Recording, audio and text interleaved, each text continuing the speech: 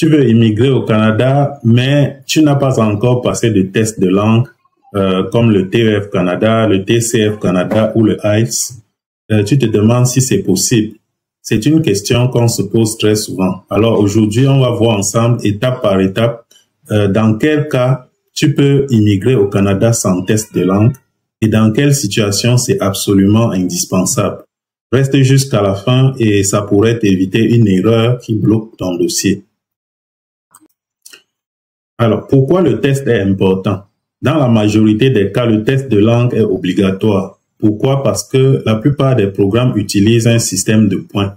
Par exemple, dans Entrée Express, ton niveau de langue peut te donner beaucoup de points, jusqu'à 160 points. Et ces points font souvent la différence entre une invitation ou rien du tout. C'est aussi un moyen pour le Canada de s'assurer que tu pourras t'intégrer dans la société canadienne, trouver un travail, communiquer dans la société en général. Mais attention, ça ne veut pas dire que c'est obligatoire dans tous les cas. Donc, est-ce qu'on peut immigrer sans test? Et quand on peut immigrer sans test, il existe quand même quelques exceptions. Voici les principaux cas où aucun test n'est exigé. Si tu es parrainé, par exemple, par un membre de ta famille, un époux, un parent ou autre, tu n'as pas besoin de test de langue.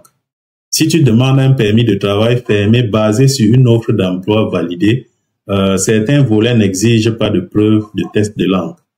Les demandes d'asile, les réfugiés ou certains cas humanitaires n'exigent pas non plus de test de langue. Mais soyons honnêtes, ce sont des situations vraiment particulières. C'est pas des cas, c'est pas général.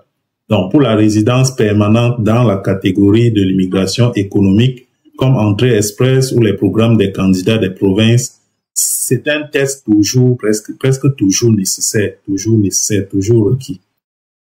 Donc, que faire si tu n'as pas encore de test de langue?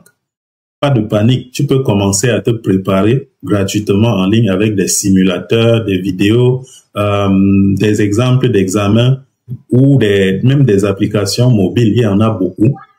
Et puis, si tu es francophone, certaines provinces ont des programmes plus souples sur la langue. Par exemple, dans certaines régions francophones minoritaires, le français est valorisé.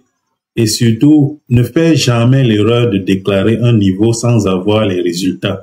Ce serait une fausse déclaration et ça peut valoir une interdiction de territoire de 5 ans. Donc, le mieux, c'est passer d'abord ton test de langue avant de déclarer les résultats pour un programme d'immigration.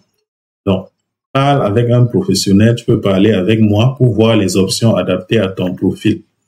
Donc, immigrer sans test de langue, c'est possible, comme on a vu, mais vraiment dans des cas très précis.